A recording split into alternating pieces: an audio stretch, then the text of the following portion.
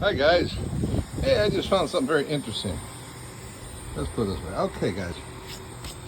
Found something. I'm removing this vent because I don't think there's enough air going through. Bought this house this shack not even a year ago from a company right on 59. I'm more and more finding out it's really shoddy workmanship. And I'll get their name posted here as well.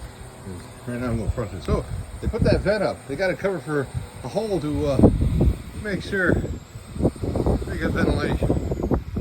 If you notice the light color, that's what they're covering. And you can see the size of the hole they're covering. So you know, when you go to buy something, check it, because obviously some of these folks around here, they just care nothing more than just what's in it for them, which is a shame. So if you need to put, this is just nuts. And they wonder why folks won't buy stuff.